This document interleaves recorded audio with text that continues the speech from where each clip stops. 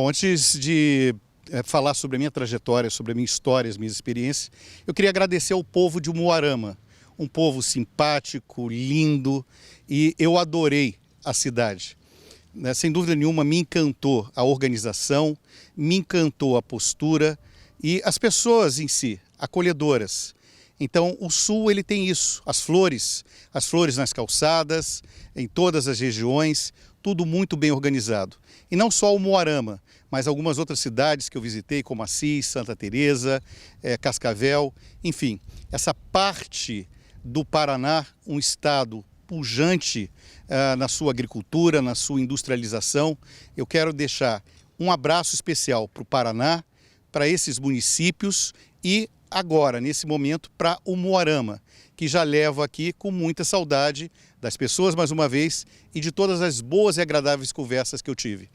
Eu moro em Brasília, e moro em Brasília há aproximadamente 30 anos, e Brasília, sem dúvida nenhuma, é a cidade em que eu aprendi a amar, que me acolheu muito bem.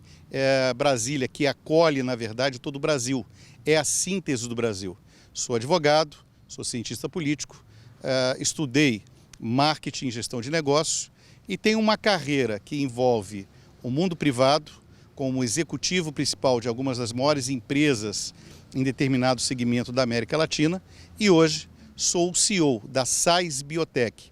A Sais Biotech é uma empresa especializada no tratamento de ambientes, combatendo e eliminando micro-organismos que são prejudiciais à saúde. E nesse momento, num cenário de pandemia, sem dúvida nenhuma, eu venho me tornando um personagem, uma voz, falando sobre medidas preventivas e ações para que haja um controle micro e macrobiológico e para que todos possam ter liberdade para viver. É o que a gente procura normalmente. Ricardo, eu queria que você contasse para a gente o porquê da sua visita, né, ao estado do Paraná.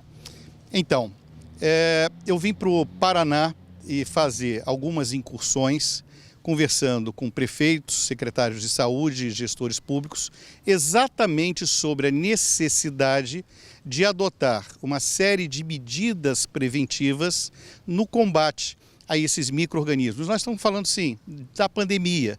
E é importante, nesse momento, dizer que nós estamos em pandemia. Quem decreta o fim da pandemia é a OMS. Alguns dados são importantes. Ontem nós tivemos um número de óbitos já expressivos novamente, quase 400 pessoas, o que nós não víamos desde março. Então o índice de transmissão está alto, o número de óbitos. Obviamente nós temos as vacinas que funcionaram e funcionam muito bem. Eu, inclusive, estou anunciando que nesse final de semana vou tomar minha 4ª dose. Então, se vacinem. É muito importante. Essa é uma das medidas preventivas. Mas existem outras. Ou seja, o distanciamento, o uso de máscaras. Nós estamos em pandemia. A OMS, por exemplo, ontem, dia 20 de julho, anunciou uma nova onda na Europa. Então, o vírus permanece por aí e vai continuar. As suas variantes. Então somos nós que temos que nos prevenir. Então o que eu vim fazer foi trazer esse recado e as soluções da Sais Biotech para que, como medida preventiva e gestão de risco, possa se oferecer a liberdade para viver através de uma série de mecanismos para eliminar e combater vírus, bactérias, germes, patógenos. Nós não devemos falar somente de vírus, embora é o que o consciente coletivo esteja anunciando nesse momento. Bom, chegou até mim a informação de que você meio que previu toda essa situação que a gente está vivendo aqui hoje, né? Acredito que isso não aconteceu por acaso. Queria que você falasse um pouquinho a respeito disso também. Como que você conseguiu, né, prever toda essa situação? Não foi uma previsão de que nós teríamos exatamente uma pandemia naquele ano. E eu até brinco, é uma brincadeira mesmo, foi eu e o Bill Gates, né? E o Bill Gates, obviamente, numa proporção mais científica até pelas tarefas, é um engenheiro social, né, envolvido com muita tecnologia. Mas 3, 4 anos antes da pandemia, quando eu ainda era diretor do Arquivo Nacional, um grupo de engenheiros me procurou para falar sobre o aspecto e a necessidade de se construir essas medidas preventivas, não só nas unidades de arquivo, mas naquele momento falando também do sistema prisional brasileiro. E me trouxeram uma série de reportagens do sistema prisional de Brasília, a Papuda. Naquele momento, essas doenças alcançaram mais de 2.000 pessoas e aquilo realmente me chocou. Então eu percebi que a saúde pública e o tratamento em vários ambientes, num cenário de crise interna, só para dar uma informação, no sistema prisional brasileiro, mais de 62% das mortes são causadas por doenças transmissíveis e tratáveis. Então, isso é muito grave. Ou seja, esses ambientes insalubres, numa condição que gera, sem dúvida nenhuma, o risco de morte. E é isso que a gente faz e trata. E desde aquele momento, eu então descobri processos que poderiam dar a qualidade do ar, a qualidade nesses ambientes, com uma série de requisitos, testes de ambientes, testes de pessoas, o monitoramento. E eu já abordava nas minhas várias visitas pelo país de que tudo indicava ou indicaria que a possibilidade de ter pandemias, endemias, era uma realidade e que isso aconteceria. A revista Veja, da última edição Saúde, ela vem na capa dizendo: este é o século das pandemias. Eu recentemente participei de uma live com um médico sanitarista, que é o secretário de saúde de um município importante no Rio de Janeiro, Niterói. Ele é presidente do Conselho de Secretários Municipais do Estado do Rio de Janeiro, Dr. Rodrigo Oliveira, médico sanitarista, que alertou a todos dizendo: esse é o século da pandemia. Então nós vamos conviver com uma crise de saúde que pode aumentar, diminuir. Isso vai depender muito dessas medidas preventivas e dos hábitos. Eu recentemente também escrevi um artigo falando as lições que nós insistimos em não aprender. Então, nós decidimos no Brasil e no Ocidente, é assim, a conviver com o vírus a partir da vacina e nos arriscar. Ou seja, vou me vacinar, se eu tiver a Covid, os sintomas são leves. E é uma verdade, ou seja, mas eu realmente tenho uma outra visão sobre isso. Quando se trata de saúde pública, e a gente está falando de uma pandemia, existem 3 pilares muito importantes. O primeiro deles são essas medidas anunciadas pelo OMS, pelo Ministério da Saúde, a Secretaria de Saúde, que é lavar as mãos, que é usar as máscaras, que é essas limpezas de superfícies, né, com ambiente, na verdade, limpo, conforme preconiza a Anvisa e a Fiocruz, por exemplo. Então, os municípios, na minha opinião, e ali onde a população está mais presente, e mais uma vez, foi o recado que eu trouxe e que foi muito bem recebido aqui em Umuarama, é de que, como medida preventiva, o gestor público, aqueles que são responsáveis pela saúde pública, pela administração, pela condução desses processos, devem adotar tais medidas. Então, o primeiro pilar é isso. O segundo pilar são tratamentos, são as vacinas, né? Então, a vacina não é remédio, ela não é um imunizante, ela é uma vacina que vai, dentro da sua eficácia, obviamente, trabalhar para que o impacto do vírus seja menos e, obviamente, se organizar aí todas as estruturas de saúde para que não haja um impacto maior no sistema de saúde. Esse é o principal motivo. Alguns tratamentos que já são conhecidos, né? E o terceiro pilar é comunicação. É o que nós estamos fazendo por aqui hoje, nessa entrevista, nessa conversa. Eu, sem dúvida nenhuma, digo sempre, tem que se comunicar bem. Ou seja, nós estamos em pandemia, os riscos existem. E essa é uma doença que não veio com manual de instrução, né? E outras virão.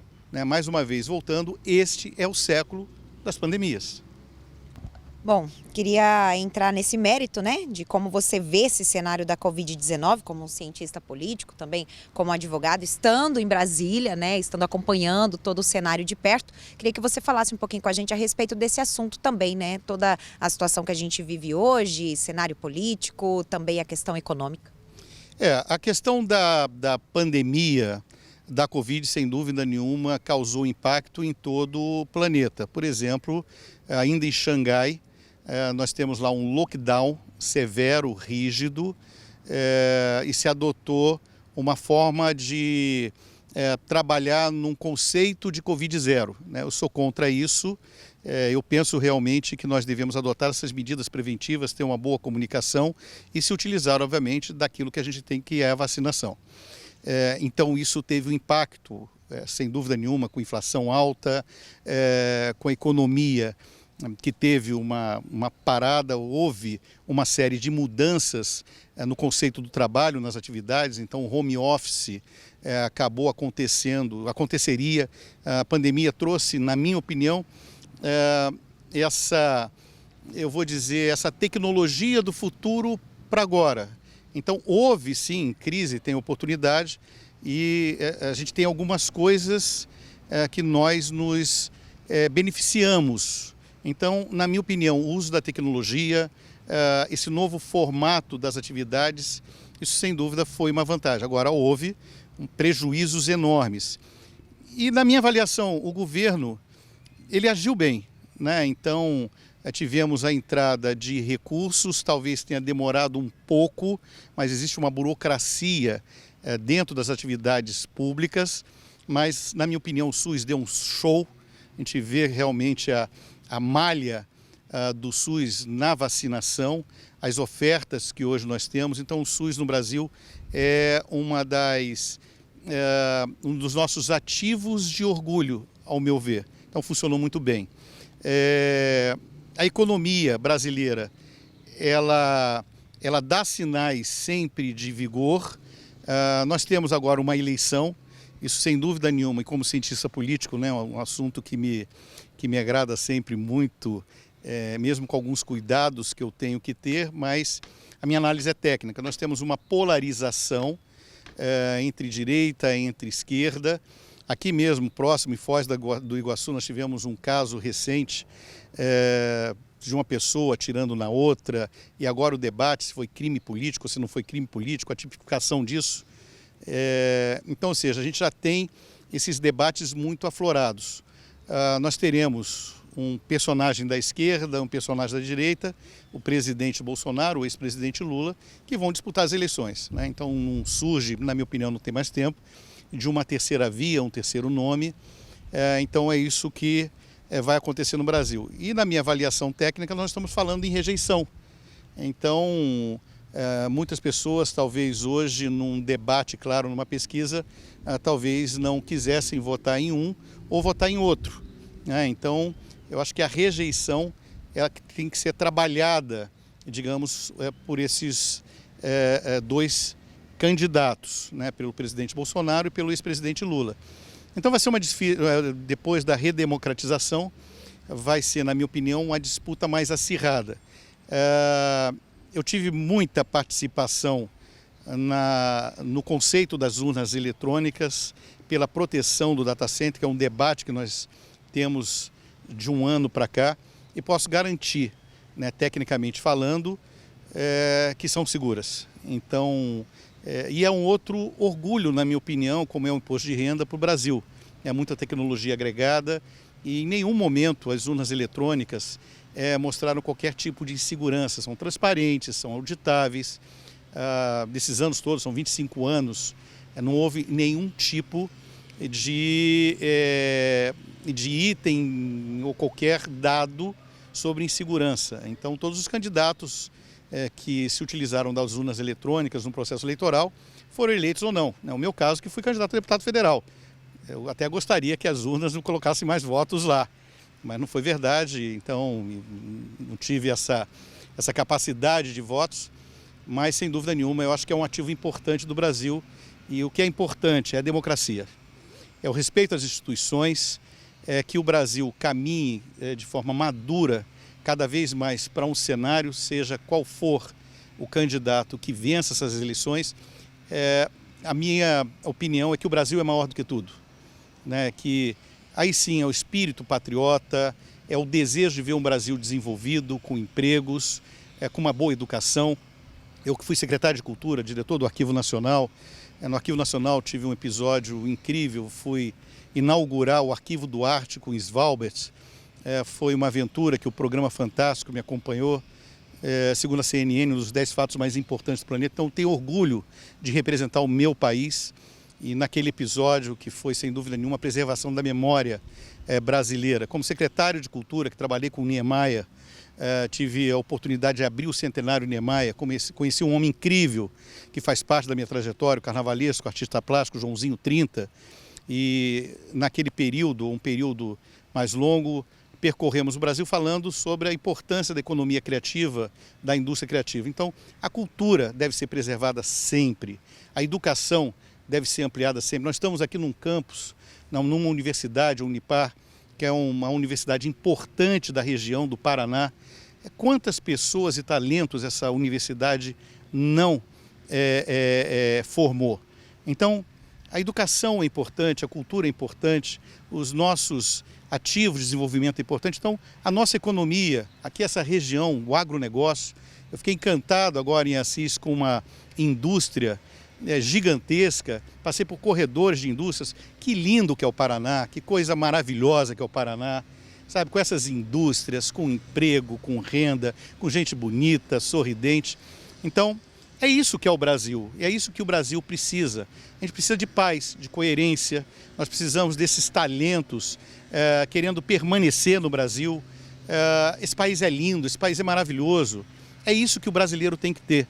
Então, nessas eleições, é escolher aquele que vai trazer os melhores programas, os melhores projetos para um Brasil do futuro e o futuro do Brasil.